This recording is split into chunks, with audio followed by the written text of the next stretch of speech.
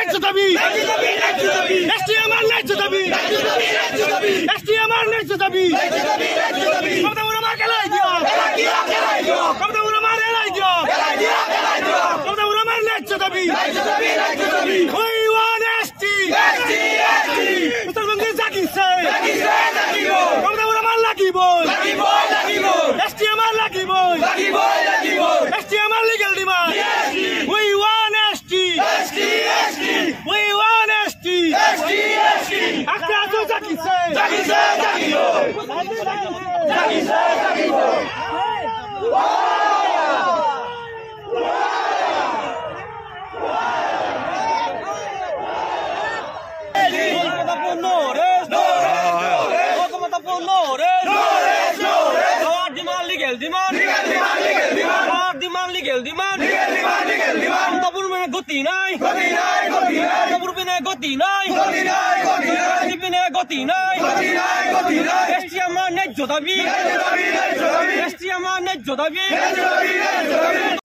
অকল বিজেপি বা কংগ্ৰেছ চৰকাৰ বুলি নহয়, চৰকাৰ আহে যায়, সকলো চৰকাৰে কোচ ৰাজবংশীসকলক জনজাতিগণৰ মৰ্যাদা দিম বুলি প্ৰতি বছৰে এনেকৈ আমাক ফেকুৱা ভাৱনা কৰি আজি ইমান বছৰে পাৰ কৰিলে। এতিয়ালৈকে বিজেপি চৰকাৰখনে সিদিনা দেশৰ প্ৰধানমন্ত্ৰী নৰেন্দ্ৰ মোদী ডাঙৰীয়াই কৈছিলে যে বিজেপিত যদি ভাৰতবৰ্ষত যদি বিজেপি চৰকাৰ আহে তে কোচ ৰাজবংশীসকলক 6 মাহৰ ভিতৰত জনজাতিগণৰ মৰ্যাদা দিম বুলি কৈছিলে। সেইজন প্ৰধানমন্ত্ৰী আজি কলৈ গ'ল? এতিয়ালৈকে তেওঁ প্ৰধানমন্ত্ৰী হৈ আছে। গতিকে এনেকুৱা প্ৰধানমন্ত্ৰী নিষ্ঠুৰ মিছলোৱা প্ৰধানমন্ত্ৰী কোচ ৰাজবংশীসকলক মিছলোৱা কথাৰে কিমান দিন অবুৱা পৰি থাকিব? এইটো ক্ষেত্ৰত আমি সদৌ কোচ ৰাজবংশী ছাত্ৰ সন্থাৰ লগতে সকলো কোচ ৰাজবংশী জনগোষ্ঠীতে আমি এনেকুৱা এটা আমি বিপদত পৰিছোঁ, মানে ক'বলৈ ভাষা নাই। তেওঁ স্বয়ং প্ৰধানমন্ত্ৰী হৈ যে তেওঁ কথা দি যদি কথা ৰাখিব নোৱাৰে, তেতিয়াহ'লে এইখন ৰাজ্যত এইখন দেশত তেতিয়াহ'লে কোন প্ৰজাই বা কোন জনসাধাৰণে কি কৰিব তাৰ কি বিশ্বাস আছে? তেওঁৰ নিজৰে কথাৰ বিশ্বাস নাই, তেতিয়াহ'লে এই জনসাধাৰণ তেওঁ কেনেকৈ শাসন চলাব? কি কথাৰে তেওঁ মানুহক প্ৰতিশ্ৰুতি প্ৰদান কৰিব?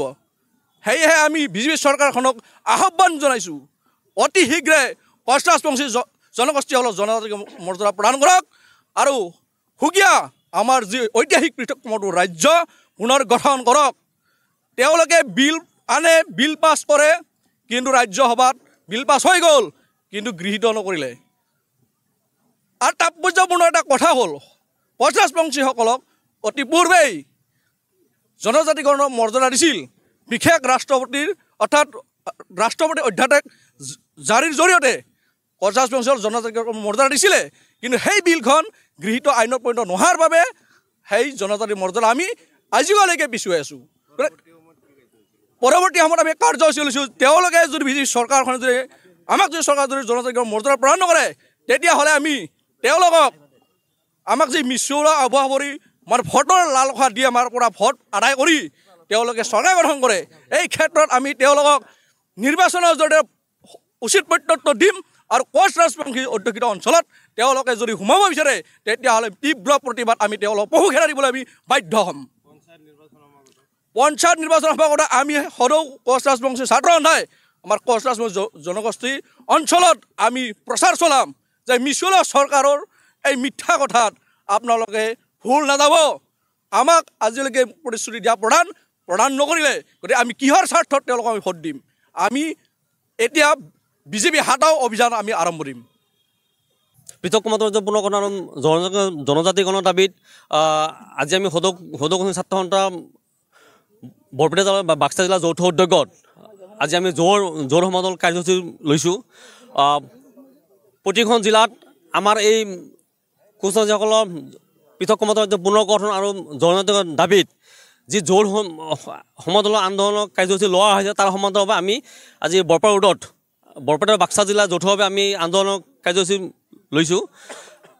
আৰু এটা কথা আমি আজি আপোনালোকৰ সংবাদ মাধ্যমৰ জৰিয়তে আমি চৰকাৰক সকীয়াই দিব বিচাৰিছোঁ যে কোচ ৰাজবংশীসকলৰ যি দীৰ্ঘদিনীয়া দাবী পৃথক মতপূৰ্ণ পুনৰ গঠন, সেই দাবী অতি শীঘ্ৰে সমস্যাখিনি সমাধান কৰাৰ কাৰণে আজি আমি এই প্ৰতিবাদী স্থলীৰ পৰা আমি চৰকাৰক আহ্বান জনাইছোঁ। আমি বিগত বছৰৰ পৰা আমি দেখিবলৈ পাইছোঁ চৰকাৰৰ যি ভূমিকা, সেই ভূমিকাক আমি কুচমাঞ্চীসকলে এইবাৰ মুখেৰে নহয়, এইবাৰ মানে বেলট বাকচৰ জৰিয়তে তাৰ মানে প্ৰত্যুত্তৰ আমি দিম। আমি দেখিবলৈ পাইছোঁ যে 2019 চনত অসমৰ কোচ ৰাজবংশীসকলৰ লগতে 6 জনগোষ্ঠীৰ জনজাতিকৰণৰ কাৰণে যি প্ৰতিবেদন যি মানে আপোনাৰ কেবিনেটত পাছ কৰিছিল, সেইখন বিল মানে আজিলৈকে সেনেকৈ থাকিল। সেইদিনাখন আমাৰ কেন্দ্ৰীয় জনজাতি মন্ত্ৰী জুৱেল ওৰামে গুৱাহাটীত আহি তেখেতে যিধৰণে মন্তব্য আগবঢ়াইছিল যে কোচ ৰাজবংশীসকলকে ধৰি অসমৰ 6 জনগোষ্ঠীৰ জনজাতিকৰণ মানে বিবেচনাৰ দিন আছে।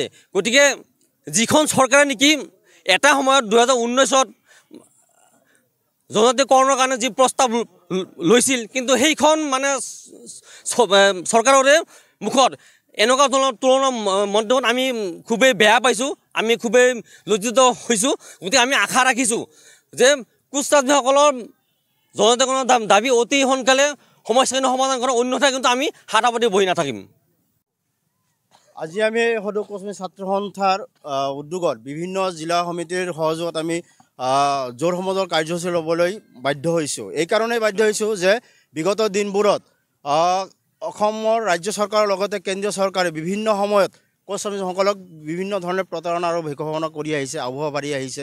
আজি কোচমাৰী জনগোষ্ঠীৰ যি দীৰ্ঘদিনীয়া দাবী, জনজাতিকৰণৰ দাবী আৰু পৃথক কমতাবোৰ ৰাজ্য গঠনৰ যি দাবী আমি উত্থাপন কৰি আহিছিলোঁ, চৰকাৰখনে আমাক কেইবাৰো নিৰ্বাচনৰ সময়তে প্ৰতিশ্ৰুতি প্ৰদান কৰিছিলে 6 মাহৰ ভিতৰত চৰকাৰ গঠনৰ 6 মাহৰ ভিতৰতে জনজাতিকৰণ কৰা হ'ব, কমতাপুৰ ৰাজ্যৰ সমস্যা সমাধান কৰা হ'ব। কিন্তু আমি দেখিবলৈ পাইছিলোঁ বিগত 2019 চনত যি জনজাতিকৰণৰ যি বিল ৰাজ্যসভাত উত্থাপন কৰিলে, সেই বিলখন চক্ৰান্তমূলকভাৱে আমি চিধাচিধিকৈ অসম চৰকাৰৰ চক্ৰান্ত বুলি ক'ব খোজোঁ যে অসম চৰকাৰৰ যি বৰ্তমান মাননীয় মুখ্যমন্ত্ৰী হিমন্ত বিশ্ব শৰ্মা ডাঙৰীয়াৰ কুচক্ৰান্তৰ কাৰণে আজি আমি জনজাতিকৰণৰ পৰা লাভৰ পৰা বঞ্চিত হৈছোঁ।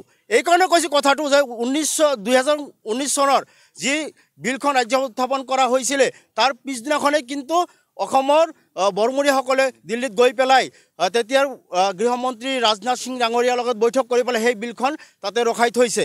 আৰু তাৰ পিছৰ পৰ্যায়ত বৰ্তমান অসমৰ যি মুখ্যমন্ত্ৰী মাননীয় মুখ্যমন্ত্ৰী ডাঙৰীয়াৰ নেতৃত্বত মন্ত্ৰীগোট গঠন কৰা হৈছিলে। আজি তাৰিখত সেই কোনো মন্ত্ৰীগোট নাই, কোনো মন্ত্ৰীগোট গঠন নকৰিলে।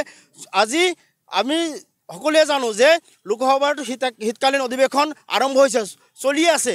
এই শীতকালীন অধিৱেশন শেষ হোৱাৰ পৰ্যায়ত আছে। তথাপিও কিন্তু যি অসম চৰকাৰৰ ফালৰ পৰা জনজাতিকৰণৰ কাৰণে যি ব্যৱস্থা ল'ব লাগিছিল, চৰকাৰখনে কিন্তু সেই ক্ষেত্ৰত খুবেই উদাসীন। চৰকাৰখনে কিন্তু কোনো ধৰণৰ ব্যৱস্থা গ্ৰহণ নকৰিলে আৰু বিভিন্ন সময়ত বিভিন্ন আবহাওয়াৰ নীতিৰে কোচ ৰাজবংশী জনগোষ্ঠীক ঠগিলে। তাৰ কাৰণে আমি আজিৰ এই জোৰ সমদলৰ জৰিয়তে ৰাজ্য চৰকাৰক ধিক্কাৰ দিছোঁ আৰু গৰিহণা দিছোঁ।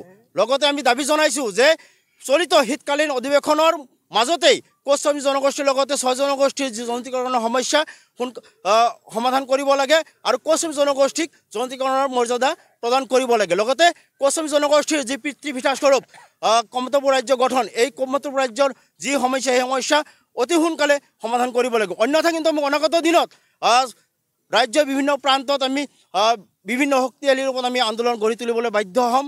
লগতে আগন্তুক দিনবোৰত কোচ ৰাজবংশী অধ্যুষিত অঞ্চলত আমি বিজেপি প্ৰৱেশ নিষিদ্ধ কৰিবলৈ আমি বাধ্য হ'ম। গতিকে অসম চৰকাৰ পুনৰবাৰ আমি দাবী জনাইছোঁ যে যাতে কোচ ৰাজবংশীসকলে কোনো ধৰণৰ চৰকাৰ বিৰোধী নীতি অৱলম্বন কৰিব নালাগে, তাৰ আগতে কোচ ৰাজবংশী জনগোষ্ঠীৰ যি জ্বলন্ত সমস্যা, সেই সমস্যা সমাধান কৰিব লাগে।